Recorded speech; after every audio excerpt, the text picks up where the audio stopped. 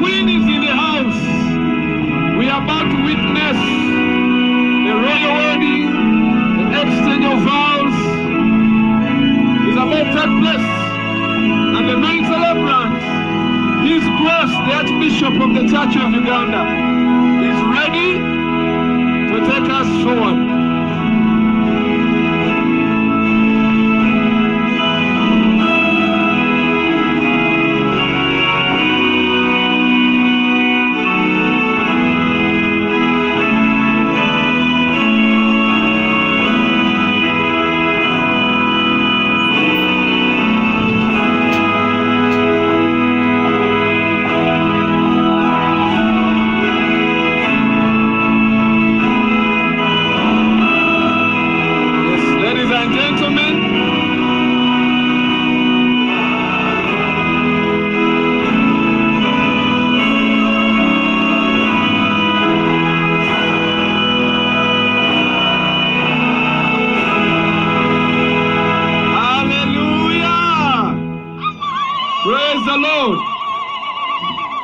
Basebo ni banyabo nga tukali kutyama kansa buli omu okubengalo n'omuzira twanirize maama ine bantu wa Busoga kubanga atuuse. Era kansabe baba ni mama batyame. Kansabe baba ise bantu ni mama waife mutyame. Kansabe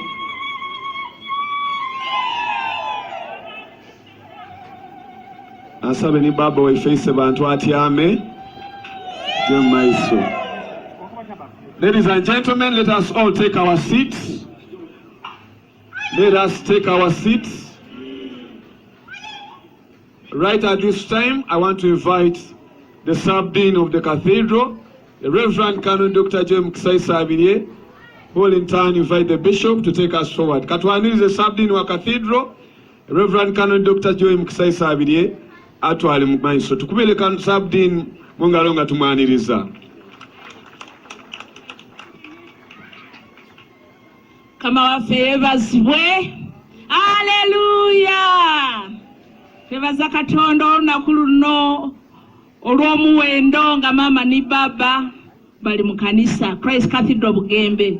Basebo ni banyabo mu kaseera kano kantwala omukisa guno kwanisa mama ni baba. Ate mwena n'okwebaza Katonda olunaku olw'omuwendo luno tutakoowa tukubire Katonda engalo ed'amaanyi n'emizira nga tumwebaza olw'olunaku olungi luno. Katonda niwe otuukiriza. Tusiima ino kubanga mwenemu era nga yeetesitese okutwala ine Busoga boona obakuumye nga balamu. Tulina n'okwebaza, tulina okutukuuma nga tuli balamu, n'okusinga okwebaza esaaviisi eno erikulemberwa dada waife Isalabizi w'ekkanisa ya Uganda. Byona ebyo mbisabye ngambita mulina erisinga amaina goona erya Yesu Kristo musenga waife. Olwaleero lunaku lukulu ate mwenemu atwegereza kadete mukyala wangambe wanampa amaani kubanga luno lunaku lwakweyegeresa mwendogere ebigambo nalirize n'abakulu abali wano. Mwenemu amaze okutwegereza buli muntu n'owuwe.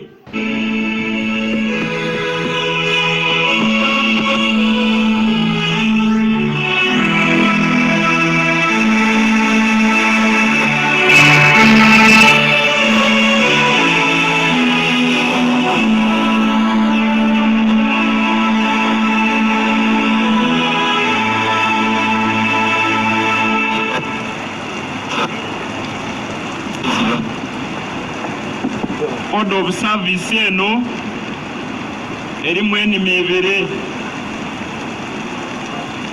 erimu olufeetefeete yabaamu n'olusoga.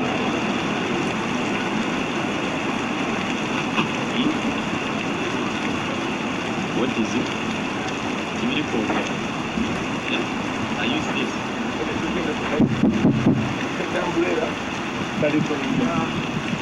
Order of service eno erimu enimi ebere erimu olufeetefeete lwetu Olungereza kubanga omukolo guno tigukomye mu Uganda yonka, gumaze ku ensi yona yona yeva niyekanga.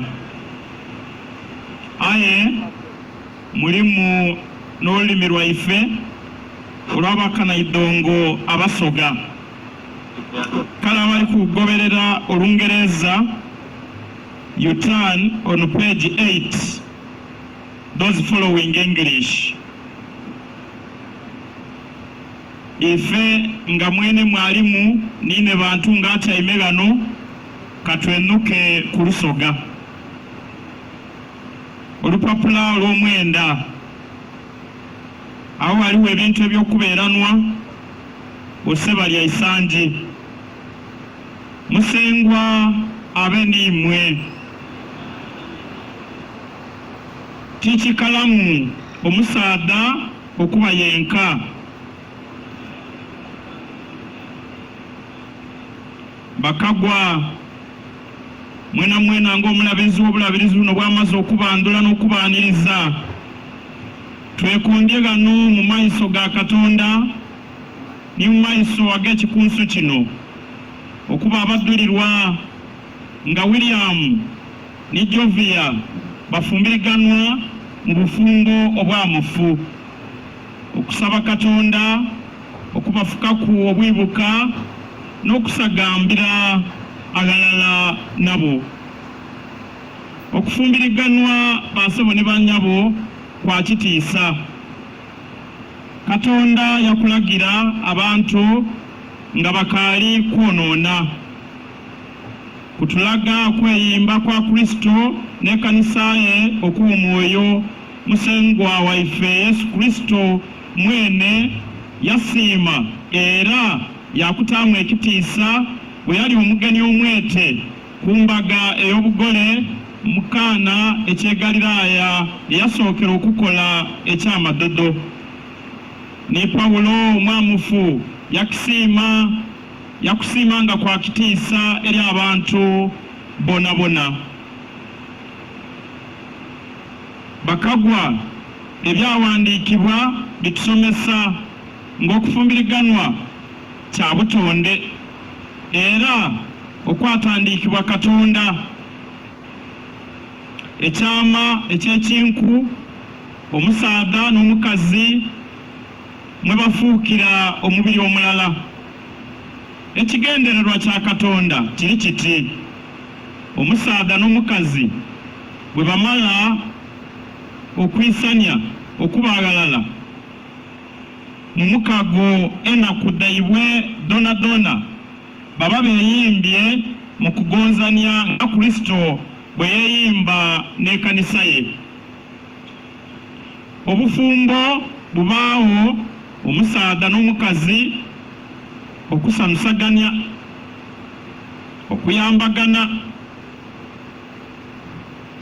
okubaagalala nga beesigangana mu bwavu ne mu bugayiga, mu buwafu ne mu kusagamba.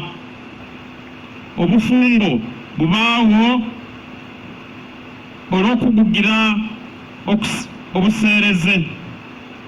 Abantu abataganga kwekuuma bafumbirwenga, begenderezenga ng'ebimega ebikalamu eby'omubiri gwa Kristo. Babaawo Katonda bw'aba asiimye obufumbo, bubaawo Katonda bw'aba asiimye bazaalenga abaana, babalerenga era babakuzenga mu mpisa ed'okutya Katonda. Erinnya lye eryamufu litukuzibwe.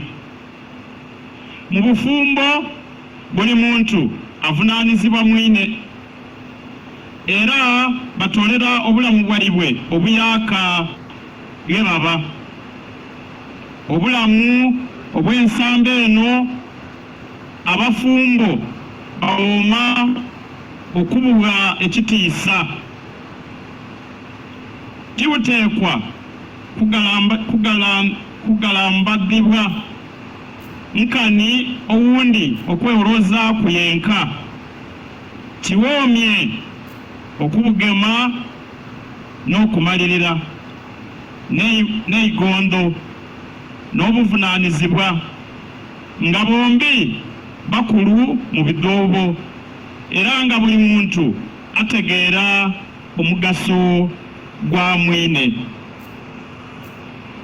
Baasebo ne banyabo buno n'obulamu obw'ekikristaayo Katonda bwe yataawo era bw'ataamu ekitiisa William na Diope ne Jovia Mutesi bwe bali kutoolera mpegaano bayidda kulaamiriza bagemagane mu ngalo bageddagane enaalo ng'akamaniso ak'okusibizaganya. Baasebo ne banyabo abeekondi obwagaawo mpegaano ku lunaku lwaibwe luno olw'okufumbiriganwa tusenge nabo nga twegemba Katonda abawa amaani n'amagezi balange okutuukiriza ebyo bye bajja okulaamiriza n'okukuuma amaka gaibwe enaku donna bye banaamala nga bakaali balamu. Dada waife Saabalabirizi ndekereza nkwesa omukisa guno gwa kyansi gwe ntabanga ku nagwo nsimbwire abantu abali gano ekibuuzo. Aleni Baasebo ne banyabo obanga galiwo omuntu yeena mwene aithi ensonga ey'amazima erobera William na Diope ne Jovia Mutesi okuyimbibwa mpegaano agikobe buti agikoberi muwulire aya bwe yesiriikiriza kimufuyanga ku mwoyo.